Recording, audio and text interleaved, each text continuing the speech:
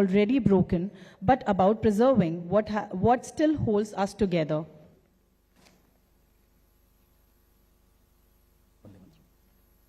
अब हम अपने प्रोग्राम को शुरू करने से पहले राष्ट्रीय गीत वंदे मातरम के सम्मान में खड़े होंगे।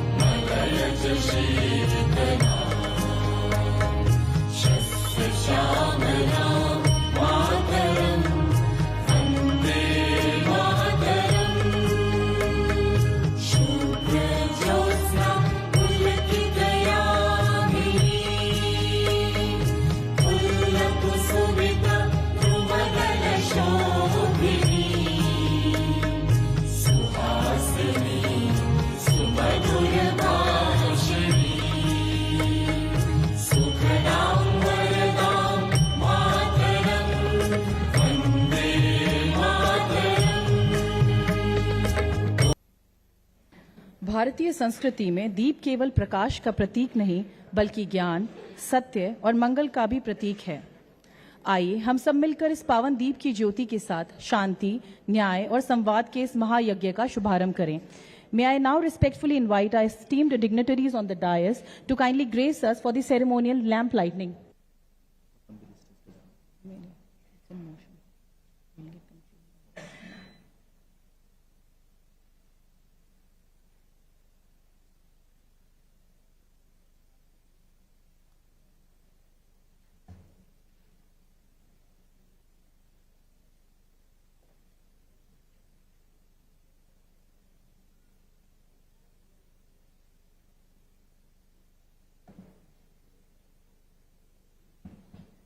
Thank you, dignitaries.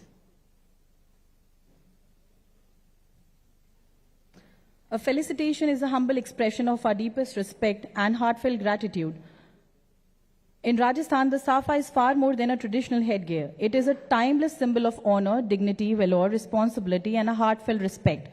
Along with the traditional Rajasthani safa, our distinguished guests shall also be presented with a planter symbolizing peace, harmony, prosperity, and sustainable growth.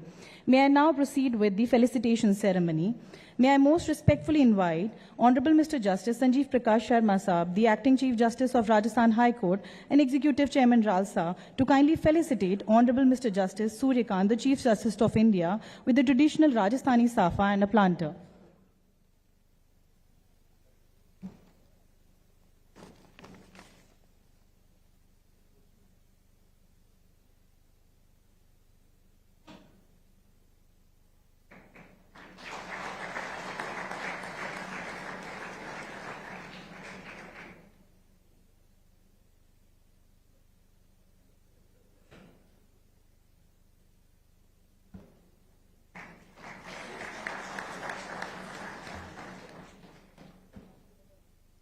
May I now invite Honorable Dr. Justice Pushpendra Singh Bhati, Judge Rajasthan High Court and Chairman RHC-LHC Jodhpur, to kindly felicitate the Honorable Chief Minister Shri Bhajan Lal Sharma with the traditional Rajasthani safa and a planter.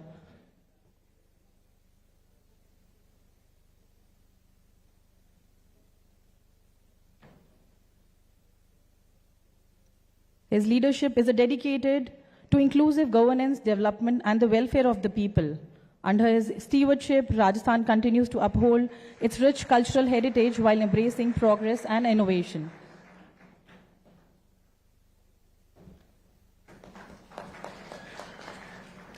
May I now invite Honorable Mr. Justice Vineet Kumar Mathur, Judge Rajasthan High Court and Judge in Charge Mediation Jodhpur, to kindly felicitate His Lordship Honorable Mr. Justice Sandeep Mehta, Judge Supreme Court of India, with the traditional Rajasthani safa and planter.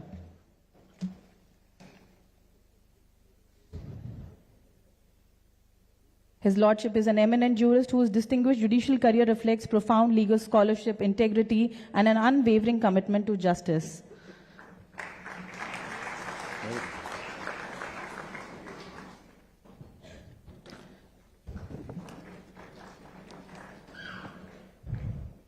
May I now invite Honorable Mr. Justice Inderjeet Singh, Judge Rajasthan High Court and Chairman RHC LHC Jaipur to kindly felicitate Honorable Mr. Justice Vijay Vishnoi, Judge Supreme Court of India with the traditional Rajasthani Safa and a planter. Honorable Mr. Justice Vijay Vishnoi has been associated with several significant decisions, including a landmark order in a matter where a bench directed a deposit of around rupees 100 crore with rupees 10 crore earmarked for strengthening legal services institutions. This thoughtful initiative underscores the judiciary's commitment not only to ensuring accountability, but also to reinforcing access to justice by empowering institutions dedicated to legal aid and public service. May I now invite Honorable Mr. Justice Arun Monga, Judge Rajasthan High Court, to kindly felicitate Honorable Mr. Justice Abha Nayar Patel, Judge Supreme Court of Zambia, with the Safa and the planter.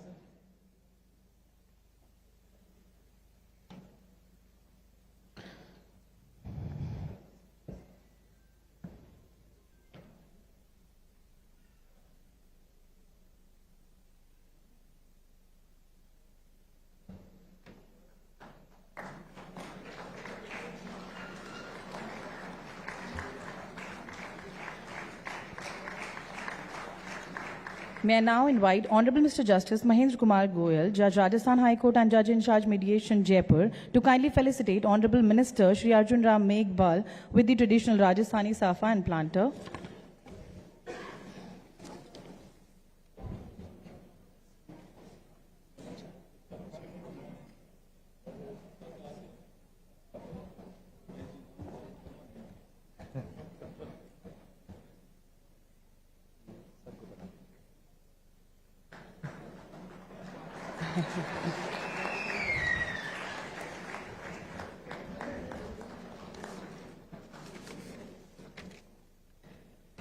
May I now invite Honorable Mr. Justice Murali Lakshman, Judge Rajasthan High Court, to kindly felicitate Shri R. Venkataramani, Attorney General for India.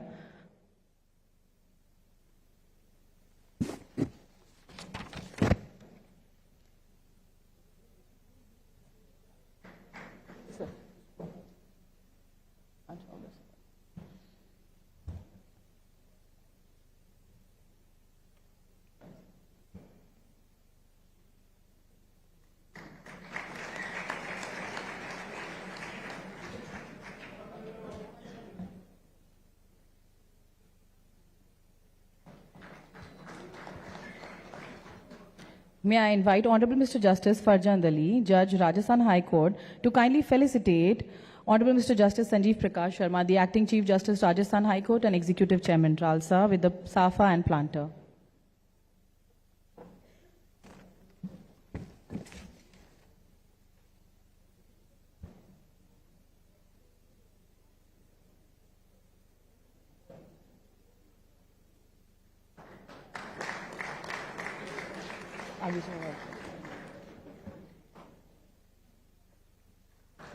May I now invite Honorable Mr. Justice Sudesh Bansal, Judge Rajasthan High Court, to kindly felicitate Shri Tushar Mehta, Solicitor General of India, with Safa and a planter.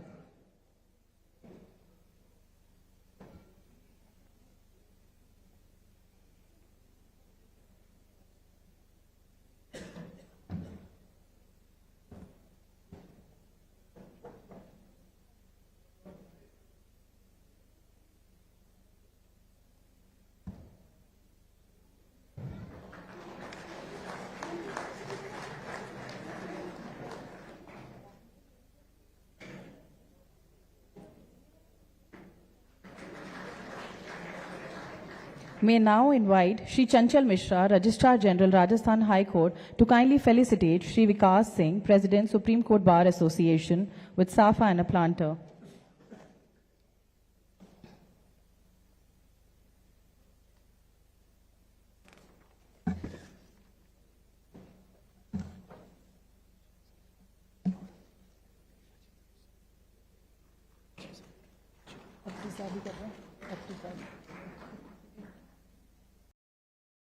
Bharat Shri R Venkataraman ji, माननीय न्यायाधिपति सर्वोच्च न्यायालय जामिया न्यायमूर्ति सुश्री आभा पटेल जी, माननीय कार्यवाहक मुख्य न्यायाधीश राजस्थान न्यायमूर्ति श्री संजीव प्रकाश जी शर्मा जी, माननीय सॉलिसिटर जनरल भारत श्री तुषार मेहता जी, माननीय अध्यक्ष supreme court bar association Shri Vikas Singh ji, माननीय उपाध्यक्ष निवारण अरुणेश्वर गुप्ता जी,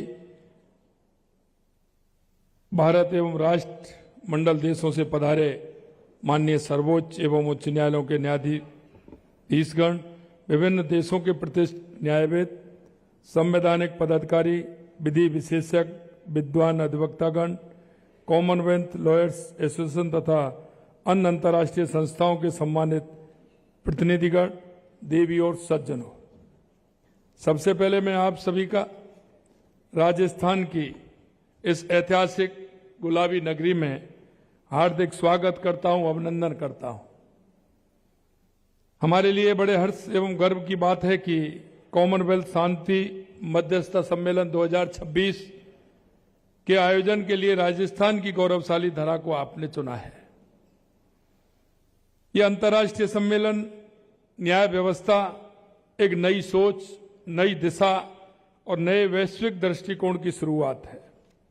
आज हम एक ऐसे दौर से गुजर रहे हैं जहां समाज में तनाव, असंतोष और विवाद बढ़ रहे हैं, चाहे वो अंतर्राष्ट्रीय स्तर पर चल रहे हैं, संघर्ष हों, हमारे आपसी मतभेद हों या फिर हमारी अदालत में लंबित मामले हों।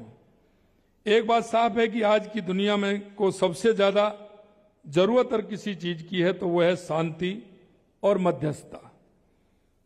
हम अक्सर सोचते हैं कि न्याय का मतलब किसी एक पक्ष का जीतना या दूसरे का हारना, लेकिन संवाद और मध्यस्थता की सबसे बड़ी खूबसूरती यह है कि हार जीत से आगे बढ़कर समाधान की बात करती है। यह केवल एक कानूनी या प्रशासनिक प्रक्रिया नहीं है, बल्कि हमारे समाज की वह सांस्कृतिक शक्ति है जो सदियों से हमें आपस में जोड़े हुए है। आज हमारी अदालतों पर मुकदमों का भारी बोझ, न्याय में देरी से आम आदमी का समय, पैसा और मानसिक शांति तीनों छिन जाते हैं। ऐसे समय में मध्यस्थता एक वैकल्पिक मार्ग नहीं, बल्कि समय की सबसे बड़ी मांग बन चुकी है। यह एक ऐसा माध्यम है जहां आपसी बातचीत से उन जटिल समस्याओं को हल किया जा सकता है जो सालों साल अदालती चक्कर काटने पर भी नहीं सुलझती। इस सम्मेलन की ऐसे कार्यक्रमों से निश्चित रूप से उनका समाधान मध्यस्थता के माध्यम से होता है, और वो मध्यस्थता के माध्यम से होता है, वो स्थायी भी होता है।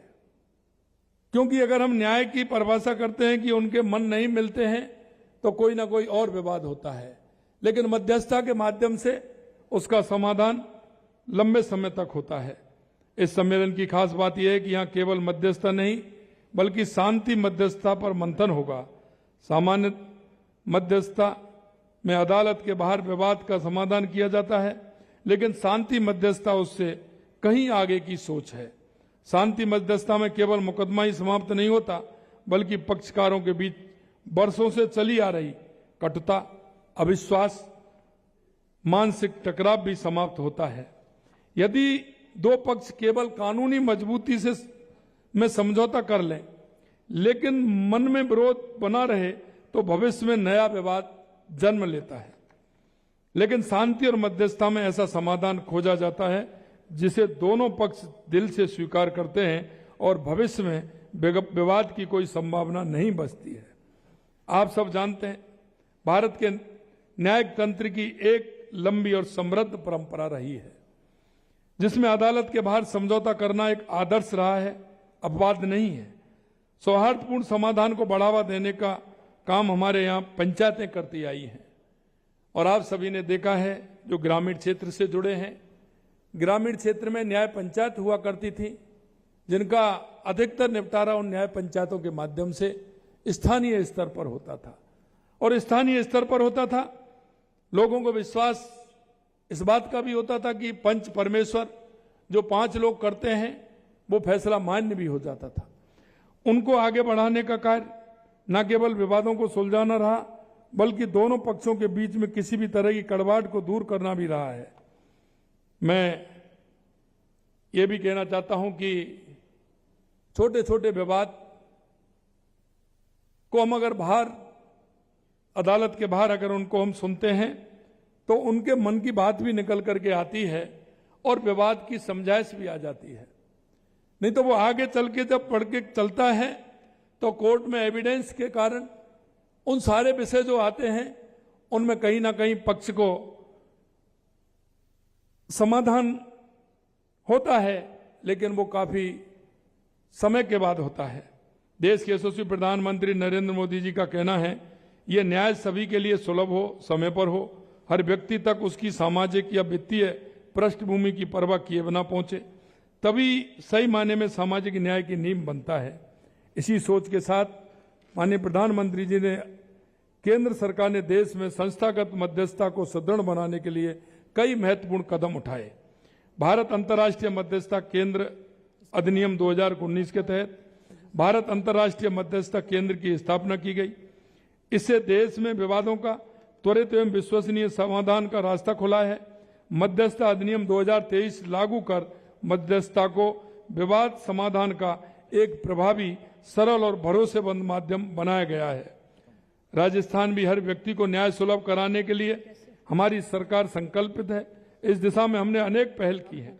राजसा के तहत बंदियों एवं बाल अपचारियों को विधिक सेवा एवं सहायता योजना 2015 के तहत 5,85,000 प्रकरणों में विधिक सहायता उपलब्ध कराई गई है।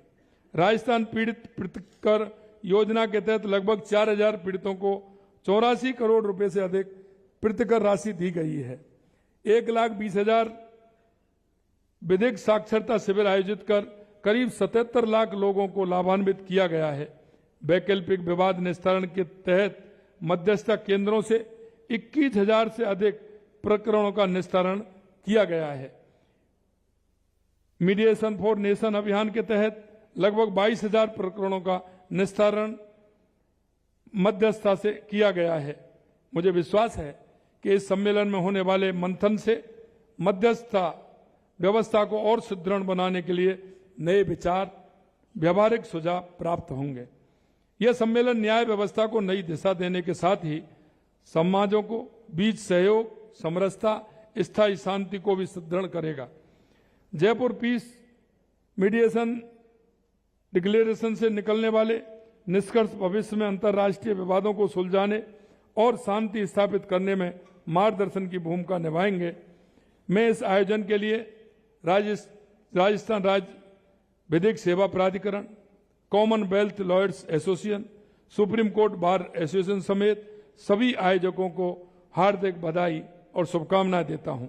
मुझे आशा है कि इस सम्मेलन में होने वाले विमर्श में ऐसे ठोस निष्कर्ष सामने आएंगे जो विश्व में शांति, न्याय और विधि के शासन को और अधिक सशक्त बनाने में महत्वपूर्ण भूमिका निभाएंगे।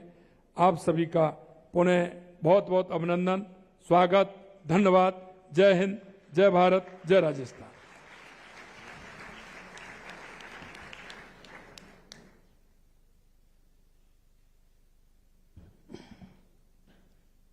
Thank you, Honorable Sir. The Government of Rajasthan has also extended steadfast